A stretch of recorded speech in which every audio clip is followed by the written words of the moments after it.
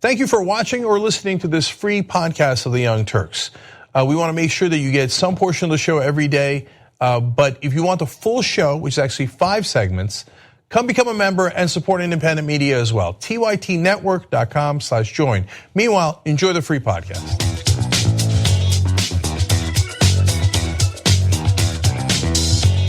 All right, back on the Young Turks. I'm going to read a couple tweets for you guys.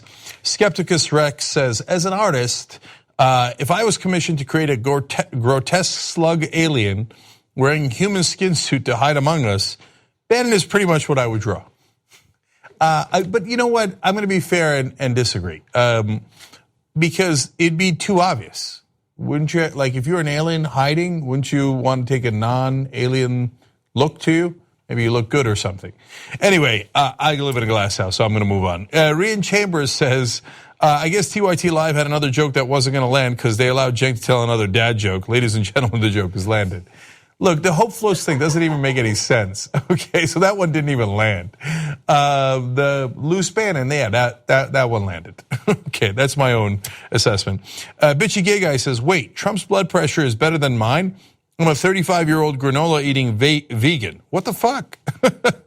Well, that is genetics partly. It's partly what you do, what you eat, how much you exercise. In fact, my doctor always tells me what the fuck. He's like, you look like a mess. And there's no reason in the world why you should be healthy, but apparently you are.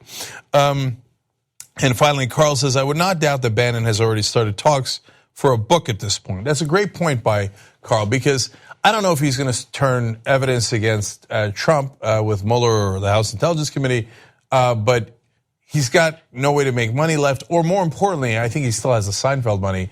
He has and Goldman Sachs money, but he doesn't really have a way to make an impact anymore, other than a book. So it would be shocking if he didn't do one. Okay, so and that one ought to be a doozy. So let's go forward. I got some more stories for you guys. We need to talk about a relatively new show called the Republic, or UNFTR. As a Young Turks fan, you already know that the government, the media, and corporations are constantly peddling lies that serve the interests of the rich and powerful. But now there's a podcast dedicated to unraveling those lies, debunking the conventional wisdom. In each episode of the Republic, or UNFTR, the host delves into a different historical episode or topic that's generally misunderstood or purposely obfuscated by the so-called powers that be, featuring in-depth research, razor-sharp commentary, and just the right amount of vulgarity. The UNFTR podcast takes a sledgehammer to what you thought you knew about some of the nation's most sacred historical cows. But don't just take my word for it. The New York Times described UNFTR as consistently compelling and educational, aiming to challenge conventional wisdom and upend the historical narratives that were taught in school. For as the great philosopher Yoda once put it, you must unlearn what you have learned. And that's true whether you're in Jedi training or you're uprooting and exposing all the propaganda and disinformation you've been fed over the course of your lifetime. So search for UNFTR in your podcast app today and get ready to get informed, angered, and entertained all at the same time.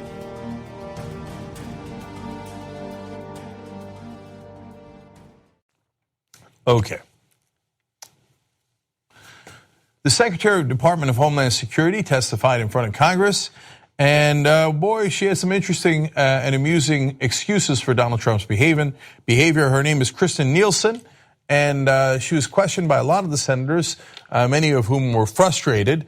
Let's start with Dick Durbin, who was in the infamous meeting where Donald Trump made the shithole comments, and Durbin is the one who actually called him out on in the first place, where the president called Haiti, some Latin American countries, and all of the African countries shitholes. So here's the exchange back and forth.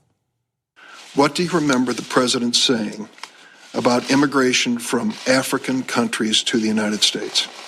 What I heard him saying was that he'd like to move away from a country-based quota system to a merit-based system.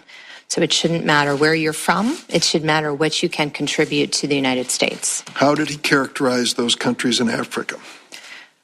I don't specifically remember a categorization of countries in Africa. I think what he was saying is as far as best I could tell. And as you know, there were about a dozen people in the room. There were a lot of cross conversations. There was a lot of rough talk by a lot of people in the room. But what I understood him to be saying is, let's move away from the countries and let's look at the individual and make sure that those we bring here can contribute to our society. What I understood him to be saying, not what he said, what I understood him to be saying is, let's look away from the countries and look at the individuals. But he didn't actually say that at all. In fact, he said the opposite. He said, why are we letting these countries in, which he described as shithole countries? And he said about the Haitians, take them out. He said, why don't we let people from Norway in? But that's not person-based, and that's not merit-based, as she said. That's country-based. I like Norwegians. I don't like these other countries. Let's let those guys in. Fairly clear. She said, I don't specifically remember what he said when he was talking his rough talk. Now you know the excuse they're using, right? Well, the president didn't necessarily say shithole, so that's why it's fake news. He might have just said shit house. Oh my God, why didn't you say that from the beginning? Well, that sounds lovely. All right, more of this nonsense. Do you remember the president saying expressly, I want more Europeans? Why can't we have more immigrants from Norway? I do remember him asking about the concept of underrepresented countries as a fix. This was in the conversation about removing the diversity lottery and how we could reallocate that.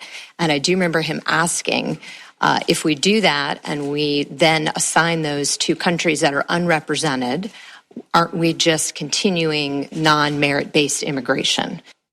So the last part is what gets under my skin. So underrepresented countries. Well, look, part of the reason that, and Norway does have far greater wealth than, for example, Haiti. That's of course true, right?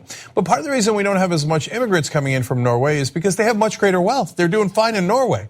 In fact, they've got universal health care. They've got a much more progressive government. They're generally way happier than here. That's based on actual studies. And Northern European countries are generally pretty happy. And they're also overall astoundingly liberal. So they don't want to come here to this draconian system where we have, free market run amok with no regulations, et cetera, and great wealth disparity. That's part of the reason why we're not as happy as Northern Europe. But so it's, when the Irish came over to America, they didn't come over because they're like, hey, you know what? Everything's going great in Ireland. We're all really, really rich. You guys want to leave our mansions and go over to America? No, they had the great potato famine. They were dying, and they had to go look for new hope. That's what we were, America, and that's what we have been for immigrants. And if we had stopped them and said, okay, we want a merit-based system. We only want, what merit based on what? The Irish that came in were amazing for America. The Italians that came in that were dirt poor were amazing for America. The Jews and blacks and Latinos and all these different races that have come in have been terrific for America and have built America. A lot of them with their bare hands. And they didn't come because they were already rich. What other merit will you use? Or are you going to make them take the SATs? What are we doing here? Taking an IQ test? We've never done that. Give us your huddled masses. They're coming for a dream and they're hungry. That's why they made America great, because they were hungry to do better. In the case of the Irish, literally, there was a famine going on. So this whole idea of, let's do a merit-based system, it just means let's let rich white people in. It's gross. That's not what America is. We want people who are driven to find a better life and to live the American dream. Okay, so one more from her. You said on Fox News that the president used strong language. What was that strong language? Let's see. Strong language, there was, apologies, I don't remember specific word. What I was struck with, frankly, as I'm sure you were as well, was just the general profanity that was used in the room by almost everyone. Did you hear me use profanity? No, sir, neither did I. Did you hear Senator Graham use profanity? I did hear tough language from Senator Graham, yes, sir. What did he say? He used tough language. He was impassioned. I think he was feeling very strongly about the issue, as was everyone in the room. And to underscore a point, I think he was using some strong language. Do you recall that the strong language he used repeated exactly what the president had said prior to that? I remember specific cuss words being used by a variety of members. Just say it. Just say it. We all know what he said. What does rough talk mean?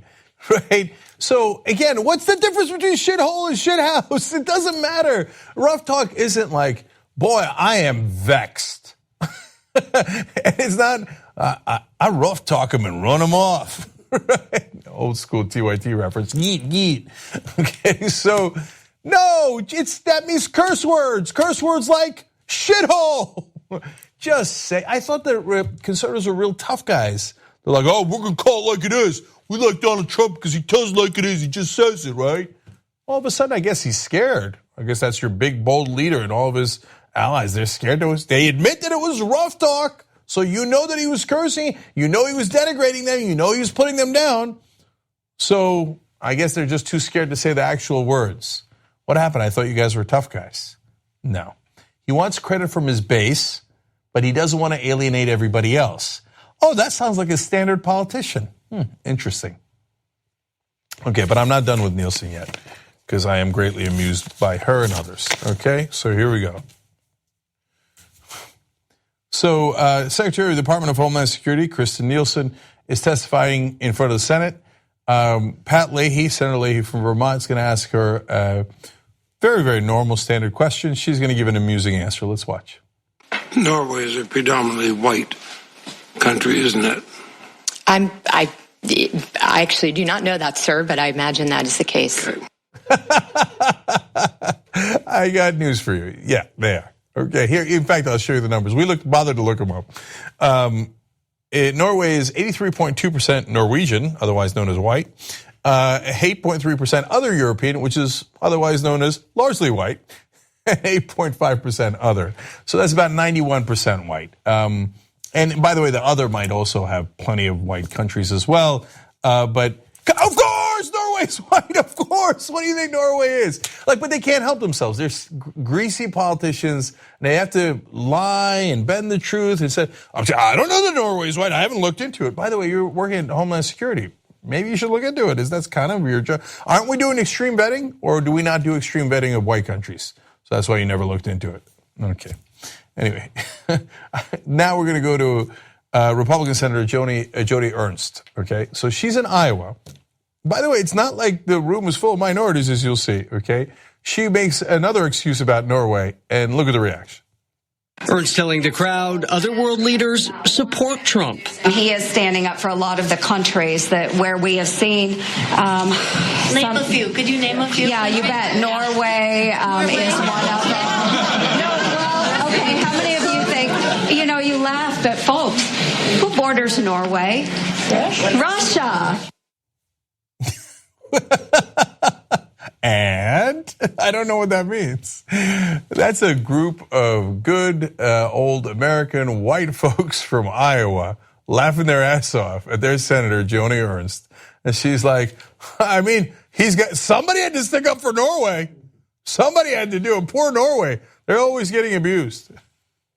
Norway's doing perfectly fine. They didn't need Trump to stand up for them. And by the way, they are far, far more progressive than we are, and are probably annoyed that Trump is claiming them as among his folk, because they're not his folk politically at all. The only reason why he mentioned Norway is because, and I'll apparently have to fill in the secretary here, Secretary Nielsen, because they are largely white. That is true. Okay. All right. Fun for everybody. Now, next story. Jim Acosta is at CNN, and we've got this whole controversy about Donald Trump calling Haiti and African countries shitholes, and then saying we need to have more people in from Norway. Now, it's a fair question as to why he might have picked out Norway as his example of the good countries, especially given that the president largely doesn't agree with Norwegian politics, which are far more liberal. So Acosta wanted to address that question at the White House, and for his efforts, he was shown the door. Let's watch. Mr. President, did you say that you want more people to come in from Norway? Did you say that you wanted more people to come in from Norway? Is that true, Mr. President? I want them to come in from everywhere. Thank you very much, everybody. Just Caucasian or white countries, sir, or do you want people to come in from other parts of the world where there are people of color? Jim, thank you. And not sure if you can hear the end of that there, Wolf, but as I tried to ask whether he wanted more people to come in just from white or Caucasian countries, he said out. He pointed at me and said out, as in get out of the Oval Office. I don't know if you saw it. You could rewind. Acosta, Trump goes, out. And Acosta goes, I didn't see that coming. Getting kicked out of the White House for asking a question. And just for a second, we're going to go on with how Acosta got kicked out. And this is not how a democracy that believes in the First Amendment and freedom of the press is supposed to act. But also on the substance of the question, I want people from everywhere, except Haiti, all of Africa, El Salvador, and I can go on and on. The countries that you called shitholes, you said about Haiti, you said, let's get them out. About Nigeria, in an earlier conversation, not even this one, he had said, why would we let them in? If they come here, they'll stay. They won't want to go back to their huts in Africa. I am not convinced that you want people from everywhere. And by the way, if you do, I got good news for you. You're the president. You can make that happen tomorrow. Strike a deal with the Democrats, have a new policy. Oh, right, you don't want people from everywhere. You just want them from countries like Norway. Gee, I wonder why. Okay, so Acosta's going to give you more details here. Thank you very much, everybody. Just Caucasian or white countries, sir, or do you want people to come in from other parts of the world where there are people of color? Jim, thank you. Okay, so before we get to Acosta's details, I like that because Jared Jackson, our producer, always does like a Zapruder film like analysis of what happened. Out. So that one was clear. Now let's go to Acosta's explanation. After that, we went into the Roosevelt room inside the White House where he and the president of Kazakhstan made some pretty lengthy remarks, and then at the conclusion of those remarks, we attempted to ask the president more questions about this controversy, and it was at that point, Wolf, I have to underline, I've never encountered anything like this before at the White House.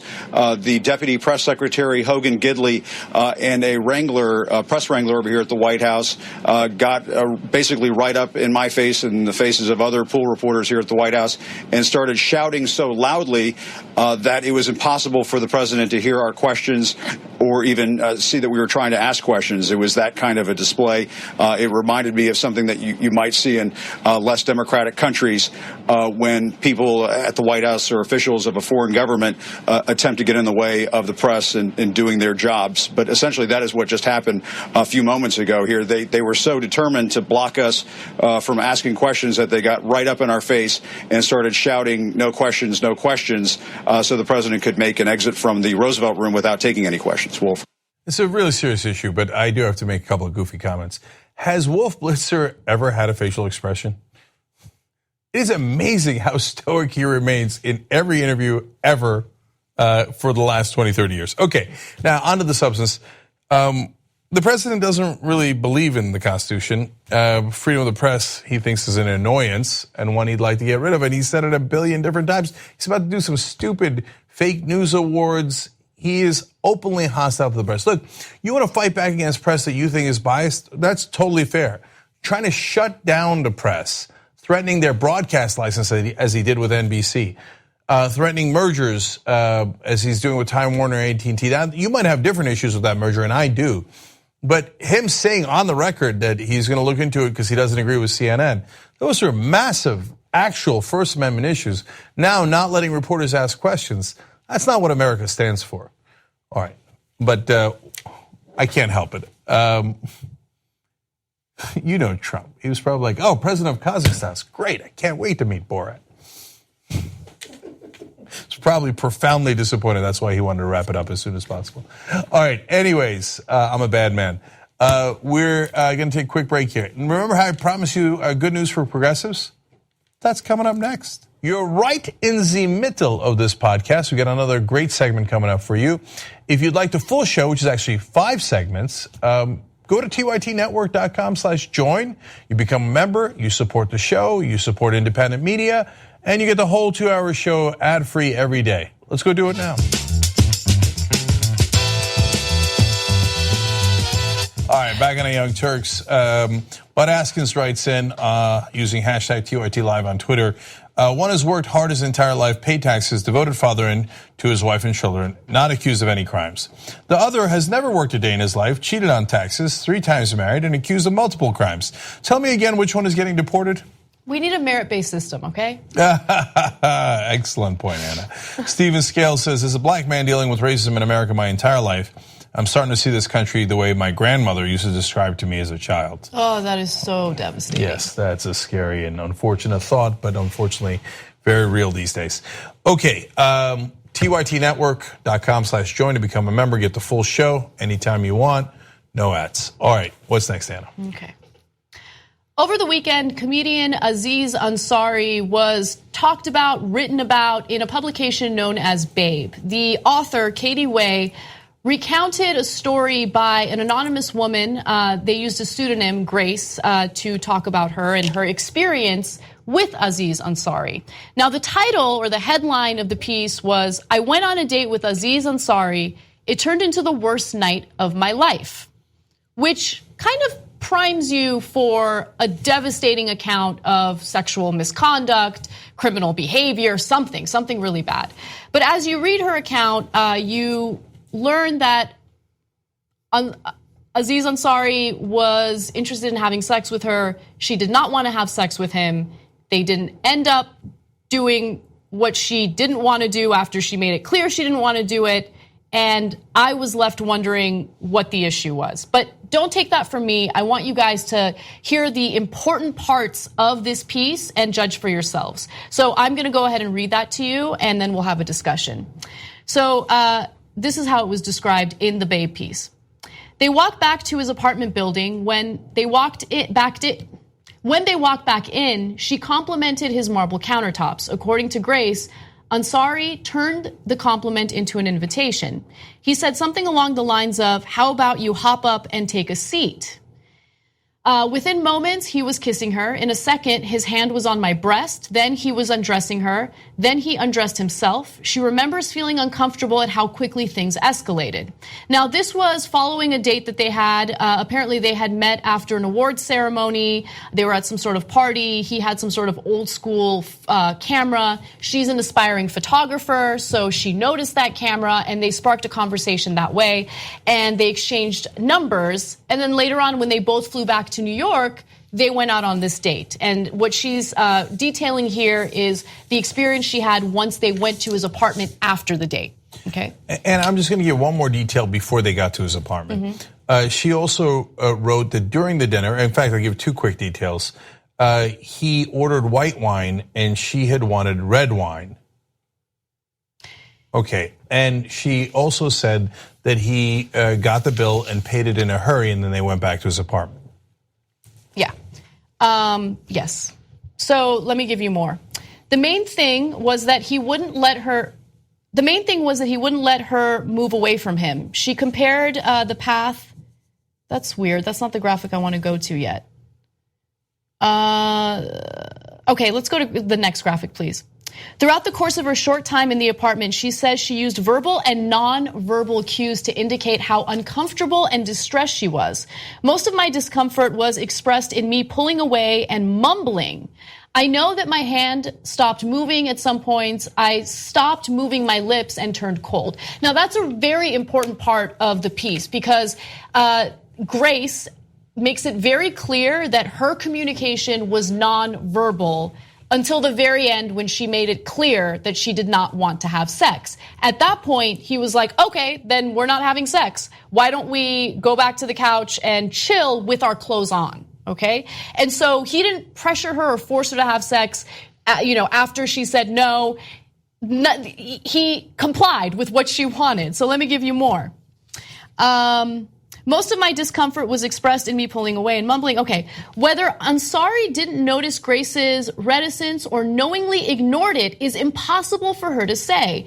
I know I was physically giving off cues that I wasn't interested. I don't think that was noticed at all. He kept asking, so I said, next time, meaning asking for sex. And he goes, oh, you mean second date? And I go, oh yeah, sure. And he goes, well, if I poured you another glass of wine, would it count as our second date? He then poured her a glass of wine and handed it to her. She excused herself to the bathroom soon after. Then she went back to Ansari. He asked her if she was okay. I said, I don't want to feel forced because then I'll hate you, and I'd rather not hate you. She told Babe that at first she was happy with how he reacted. He said, oh, of course it's only fun if we're both having fun. Then he said, let's chill over here on the couch. Okay, so at that point they were hanging out on the couch, but they both still did not have their clothes on, right? When she sat down on the floor next to Ansari, who sat on the couch, she thought he might rub her back or play with her hair, something to calm her down. Okay. So then...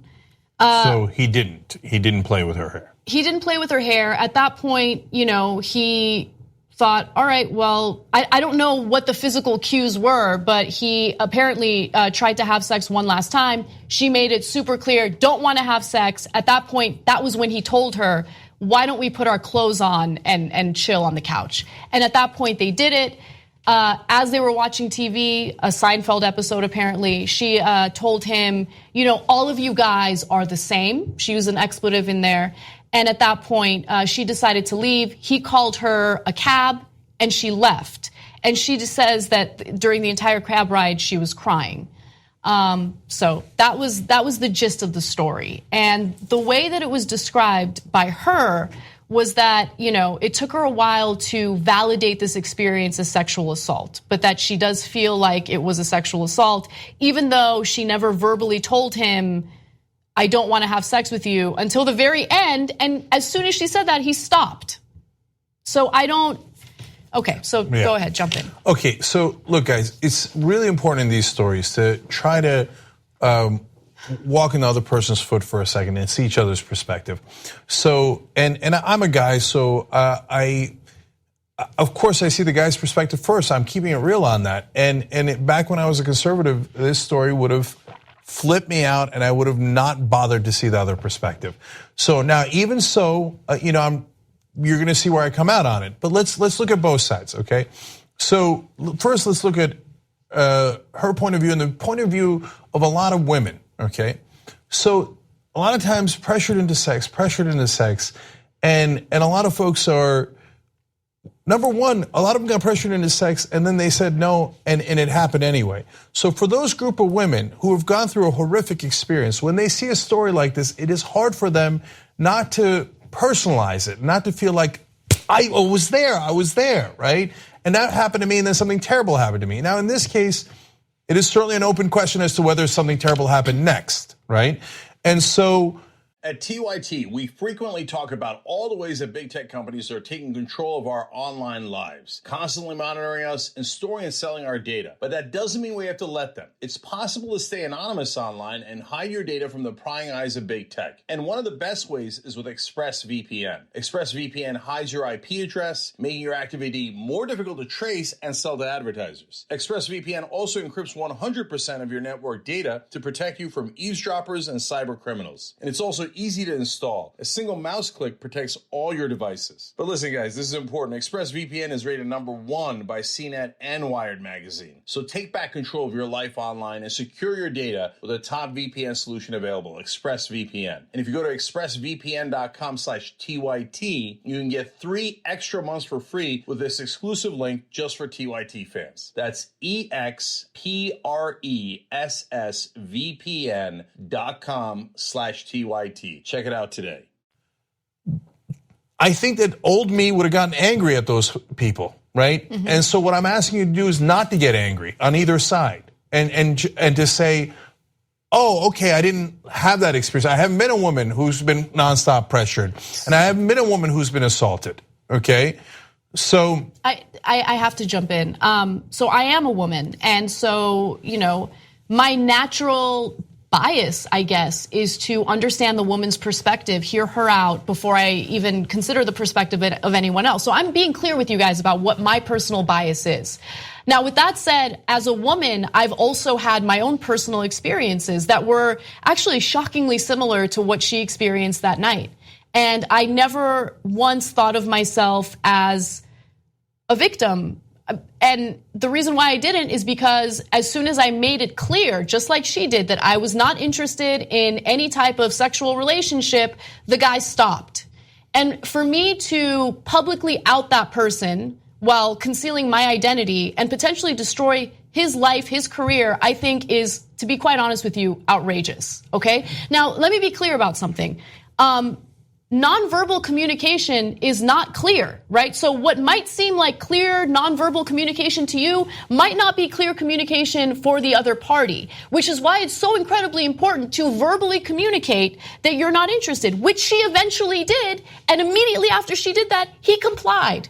Okay? Yeah, so again, but one more, and I'm gonna get to Aziz's side in a second, but one more thing. A lot of women have, whether they were frightened or just didn't know what to do, they didn't feel comfortable, and next thing you know, they were having sex. Not in this case, they had oral sex, right? And she says that he kept moving her hand down to her genitals, etc. Look, everybody's been involved in 1,000 uncomfortable, awkward situations, but a lot of women have felt that way, and then the sex actually happened, and they felt, maybe I should have said something, maybe I shouldn't, I don't know, I got stuck in that situation, and they feel terrible about it. So when they see this story, they react in a way of like, damn it, I've been there, and they get mad. But it is important, so I understand that. But it is also important that we be fair to everyone involved and take every story on its own merits. And in this case, she didn't say she participated all along. She participated all along. And so I brought up the wine thing and the hair thing for a second, because why are you putting that in the story?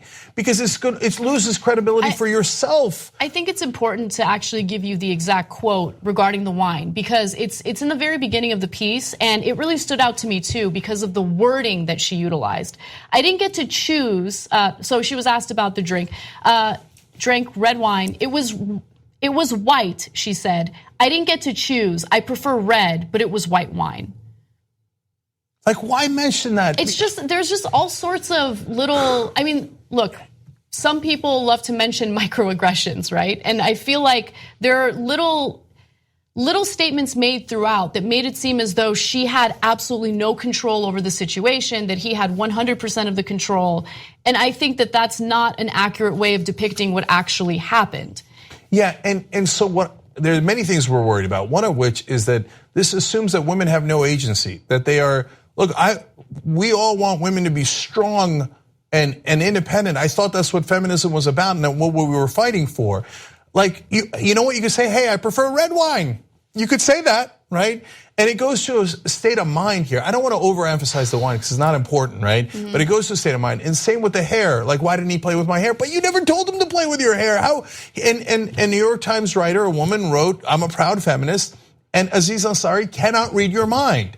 And that's of course the core of the argument. And that is true. So even if you're, and so sometimes I get in trouble when I say this, but look, if you are in an uncomfortable situation, please be strong. And I know sometimes it's hard, and you didn't, being put in an awkward situation, being put in an uncomfortable situation is not what you asked for, right? And sometimes a man is physically intimidating and you feel scared. So Whoopi Goldberg said on The View, why don't you just kick him in the nuts? But look, that's glib, because a lot of times you can't do that. And so, and if you said that about someone who was actually date raped, that is victim blaming, right? But it is also true that you should say, if you don't want to do something, you should say it. And because he can't read your mind. He can't read your mind. Period. So if you're a woman in that situation now, I want you to, for a second, also put yourself in the perspective of a guy. It appears he had no idea. And you might not believe that. You might say, oh, he should have known. He should have known my nonverbal cues, my mumbling. Those are her words, not my words. And he should have, and maybe he should have. Maybe if he was a super cool guy, he would have been like, hey, you know what? She doesn't look like she's into it. And by the way, guys, if she doesn't look like she's into it, for God's sake, stop. Don't, and not just for your sake, but for her sake, stop, right? Because this is the world we're in now. So, and maybe that's a slightly better thing, by the way, because maybe that avoids a lot of women being put in situations where they didn't want to be in. But in terms of blaming Aziz Ansari, it's true, he can't read your mind. If you don't want him to do something, say it instead of mumbling or hoping that he understands your nonverbal cues. And by the way, she did. She said no at one point. He said, let's put on our clothes and chill out on the couch, and they did. Yeah. If a guy when you say no, he puts on his clothes and he stops. If that guy is equally guilty as the guy who doesn't, well, then you've diminished what rape and sexual assault means, and you've done great damage to the movement, to this wonderful liberating movement of Me Too, which all which for all these women who were suffering under sexual harassment, sexual assault, couldn't talk about it. We just did the Eliza Dushku story yesterday. It's heart-wrenching. Don't diminish that by saying a guy who said, when you say no stops, is equally guilty of, because she used the word sexual assault. So I want to, just to, further solidify the fact that Ansari had no idea that she was this bothered and uncomfortable. The next day, he had sent her a text message. By the way, this was all shown to Katie Way of Babe. And he wrote, "It was fun meeting you last night." And then she responded, "You ignored clear nonverbal cues. You kept going with advances," Grace explains. "I want to make sure that you're aware so maybe the next girl doesn't have to cry on the ride home." And he responded, "I'm so sad to hear this. Clearly I misread things in the moment and I'm truly sorry." By the way, that is now being used against him. So there is an article in Law and Crime saying that since he apologized, he might have accidentally confessed to 2 crimes. These are really, really serious issues. So if you're going to anonymously accuse someone of sexual assault, if you don't understand that that could ruin his career, that could ruin his life, and people aren't going to read the entirety of the article. They're just not. They're going to see the headlines. And his picture is going to go next to Harvey Weinstein's picture. And so I don't care if you got angry at Matt Damon, and maybe I'm a bad guy for saying that, but they are not the same thing. That one guy is a monster of monsters, okay? That does all of these non-consensual things. Another guy listens to what a woman said, and now their pictures are next to one another. The headlines say the similar things. It's not right. And when you ruin someone's life, there are oftentimes plenty of good reasons to do it. Harvey Weinstein, Roger Ailes, Kevin Spacey, the list goes on and on and on.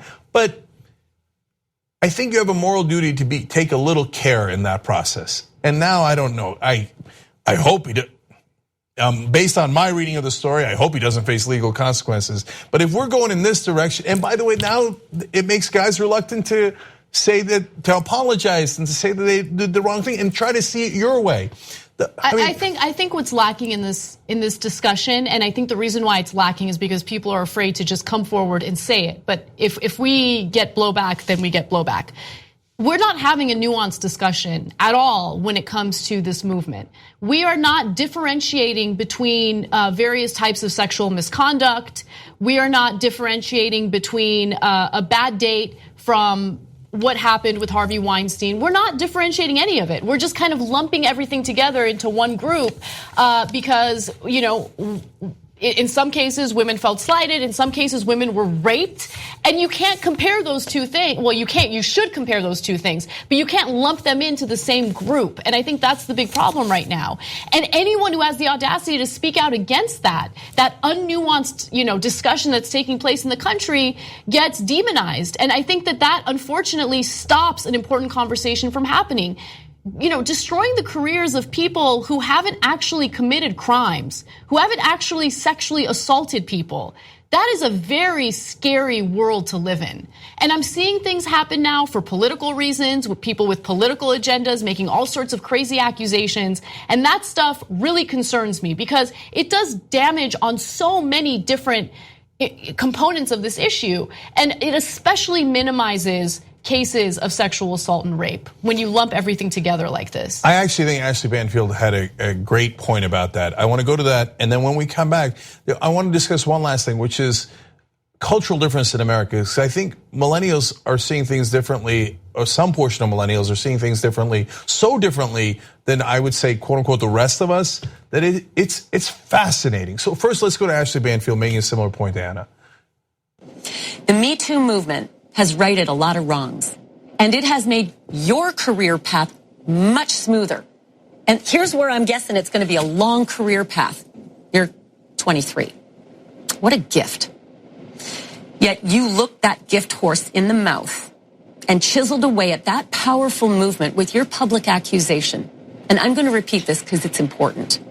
If you were sexually assaulted, go to the cops. If you were sexually harassed, jeopardizing your work, speak up and speak out loud. But by your own descriptions, that is not what happened. You had an unpleasant date and you did not leave. That is on you. And all the gains that have been achieved on your behalf and mine are now being compromised by the allegations that you threw out there. And I'm going to call them reckless and hollow. I cannot name you publicly and sentence you to a similar career hit as Ansari because you chose to remain anonymous. Lucky you. But as you grow in your photography career, I really do hope that you remember what you did to someone else's career, all because of that bad date that was not a sexual assault, that was not sexual harassment by your description. And I hope the next time you go on a bad date, you stand up sooner, you smooth out your dress, and you bloody well leave. Because the only sentence that a guy like that deserves is a bad case of blue balls, not a Hollywood blackball. So, look, it does damage to the Me Too movement because it allows so many guys, and I know the guy's perspective. It allows a lot of guys to go, I knew it was all BS from the beginning. Oh, that's terrible. It's not BS. Roger Ailes would take out his penis and chase women around his office. Matt Lauer had the button to lock the door behind them. I can go on and on. Harvey Weinstein would literally barge into their house and rip off their clothes and rape them. And this is what they dealt with at work. And it was just, that's why I keep saying the movement has liberated millions of women. So this does, in our opinion, does damage to that movement. And by the way, it also pushes a lot of people to the right wing. They go, if that's the progressive position, I don't want any part of that. And here we are as progressives saying, no, it is not necessarily the progressive position. And so one more thing, and maybe I'm a little older, and the person who wrote about this at the Atlantic is a woman who says, look, she's a proud feminist. She went through a couple of sexual assaults, but she's a little older. For millennial women, apparently, according to Economist YouGov poll, 25% of millennial age American women think asking someone for a drink is harassment. And more than a third say that if a man compliments a woman's looks, it is harassment. Not at work, just period. I don't know how we're gonna get along if that's the new standard. But that's a cultural difference. And so they view the world obviously in a very different way, and they don't understand us. They're like, how could you not see that we are being pressured and we are being asked to do things we don't want to do? And this is, if I like the guy, then yes, great. But if I don't, it's terrible, right? So we have to try to understand each other, and there's going to be a lot of hurt feelings and a lot of misunderstanding and miscommunication and probably a lot of anger before we get to a place where we can be joined again as one community. But right now, there is vast differences among us. And I think that this is a case that is beginning to have people say, this might have gone too far. Yeah, and it's really hard to articulate this, but as a woman, I'm starting to become increasingly irritated with people deciding for me that I'm a victim. And I'm not a victim. I am not someone who anyone should feel sorry for. I get to decide. I get to decide when I'm a victim. I get to decide when I work in a hostile work environment or anything like that. No one gets to decide that for me. And I feel like I'm seeing a lot of that right now in the media that I don't appreciate. So. Okay, we're out of time. I hope we did justice to that issue, and stay with us. We've got Rebel Headquarters coming up next, some great progressive candidates, and then we'll do a post game afterwards as well. All right. Bye-bye. Thanks for watching or listening to this free version of the Young Turks podcast.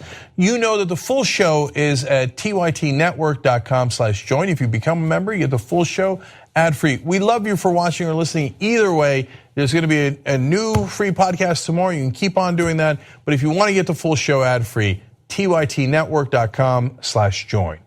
Thanks for listening to the full episode of The Young Turks. Support our work, listen ad-free, access members-only bonus content, and more by subscribing to Apple Podcasts at apple.co/TYT. I'm your host, Cenk, and I'll see you soon.